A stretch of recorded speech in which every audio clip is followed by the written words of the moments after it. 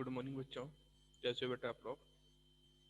अर्थशास्त्र में chapter number 3 है हमारा मुद्रा और साख। इसमें नेक्स्ट टॉपिक है हमारा वस्तु विनिमय प्रणाली की समस्याएं या कठिनाइयां क्या क्या होती है। जो वस्तु विनिमय प्रणाली थी उसमें क्या क्या समस्याएं थी और क्या क्या कठिनाइयां थी।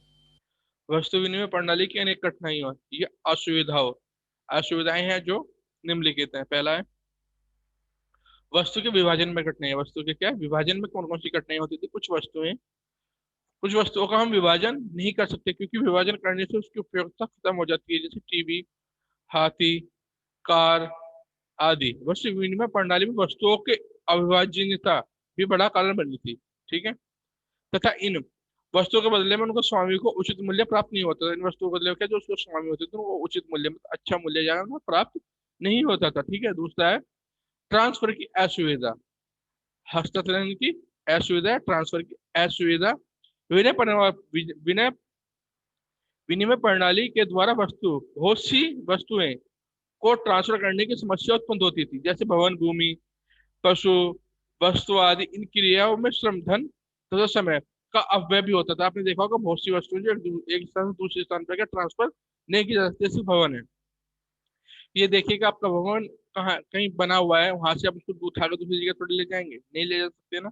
तो ये ऐसी हैं बहुत सी वस्तुएं जिनका ट्रांसफर नहीं किया जा सकता। तो इसमें क्या था, वस्तु प्रणाली में कुछ जो समस्याएं थी।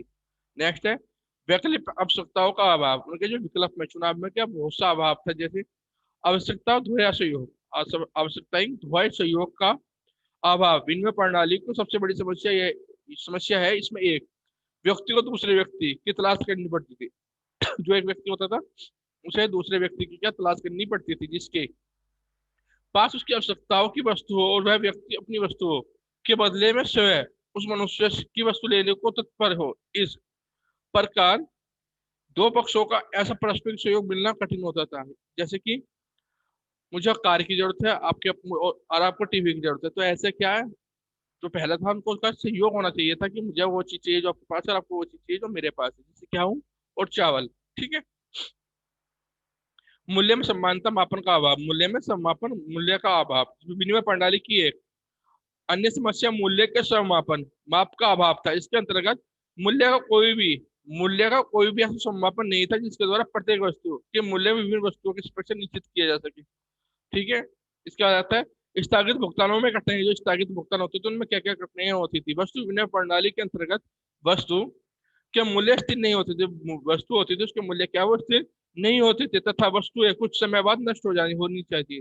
जो वस्तुएं थी वो कुछ समय बाद नष्ट होनी शुरू हो जाती थी, जिसके कारण उधार लेने देने की असुविधा रहती थी। उधार लेने देने की असुविधा रहती थी। मूल्य संचय की असुविधा। वस्तुओं को अधिक समय तक संचित करके रखना वस्तु विनिमय प्रणाली के अंतर्गत संभव नहीं था, क्योंकि अनेक वस्तुएं नासुस होती थी। तो अनेक वस्तुएं थी वो खराब होने वाली होती थी, तथा उसका मूल्य भी स्थिर नहीं होते थे। उनके मूल्य भी क्या स्थिर नहीं होते थे। उपभोक्ताओं के स्वभाव के विपरीत हो जाने के कारण इसको उपयोगिता में भी कमी आ जाती थी। इसकी उपयोगिता में भी क्या कमी आ जाती थी। इसके बाद है सेवाओं के विनिमय में असुविधा। सेवा के विनियोग में डॉक्टर, अध्यापक आदि की सेवाओं का विनियोग कैसे हो, यह तक करना असंभव होता था। यह तय करना क्या असंभव होता था कि उनको हम कैसे पैसा कैसे दें, या उनकी जो पेमेंट है वो कैसे करें। ठीक है। इसके बाद आता है मुद्रा का आधुनिक रूप। मुद्रा एक ऐसी वस्तु है जो विनिमय के माध्यम के रूप में कार्य कर सकती है। मुद्रा के आधुनिक स्वरूप में कागजी मुद्रा और सिक्के सम्मिलित है। सिक्कों की शुरुआत से पहले ही अनाज और पशुओं जैसी विभिन्न वस्तुओं का धन के रूप में प्रयोग किया जाता था। इसके बाद सोना, चांदी, तांबे आदि धातुओं के सिक्कों का प्रयोग करना शुरू कर दिया था। इनका क्या प्रयोग करना शुरू कर दिया था। मुद्रा की विशेषता क्या क्या होती है। यह आमतौर पर धन के रूप में स्वीकार की जाती है। क्या आमतौर पर धन के रूप में स्वीकार की जाती है, जिसमें सिक्के और कागजी नोट शामिल होते हैं। इसमें सिक्के और कागजी नोट शामिल होते हैं। इसमें सरकार द्वारा जारी किए गए उस अर्थव्यवस्था के अंदर प्रचलित किए जाते हैं। सरकार द्वारा जारी किए जाते हैं और व्यवस्था के अंदर इनको प्रचलित में चलाया जाता है।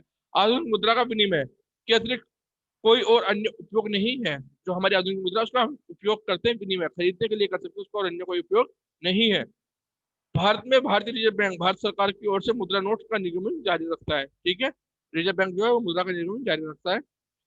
विनिमय के माध्यम के रूप में रुपये को व्यापक रूप में स्वीकार किया जा सकता है। उसको क्या व्यापक रूप में स्वीकार किया जा सकता है। इसके बाद है बैंक में निक्षेप, मतलब जमाओं की विशेषता। बैंक में जमाओं की क्या क्या विशेषताएं होती है, जैसे मुद्रा को एकत्रित या जमा करने का यह एक अन्य रूप है। ये क्या है, एक अन्य रूप है। लोग अपने नाम पर बैंक में खाता खोलकर बैंक में अपने अतिरिक्त पैसे जमा करते हैं। जो उनके पास अतिरिक्त पैसा होता है, जरूरत से अधिक पैसा होता है, उसको क्या बैंक में जमा कर देते हैं। बैंक जमा राशि स्वीकार करता है और उस पर ब्याज देता है। बैंक क्या, उसमें हमारी जो जमा राशि होती है उसको स्वीकार करता है और उस पर क्या, वो हमें इंटरेस्ट देता है, मतलब ब्याज देता है। बैंक में जमा किए गए धन को जमा करता है, अपने आवश्यकता अनुसार मिलता है, निकाल सकता है। बैंक के साथ साथ जमा राशि की मांग कहते हैं, बैंक उसको जमा राशि की मांग कहते हैं। मांग जमा कहते हैं, जमा राशि की मांग कहते हैं, आप कुछ भी बोल सकते हैं, ठीक है। व्यक्तियों के द्वारा व्यक्तियों के द्वारा बैंक में निश्चित रूप से मुद्रा रखी जाती है। एक चेक पॉइंट है। चेक की सुविधा है। चेक एक ऐसा कागज है जो बैंक को किसी व्यक्ति के खाते से चेक पर लिखे नाम को किसी दूसरे व्यक्ति के खाते में विशिष्ट रकम का भुगतान करने का आदेश देता है। नकदी के प्रयोग में बिना भुगतान को हल कर देता है, ठीक है बच्चा। ओके।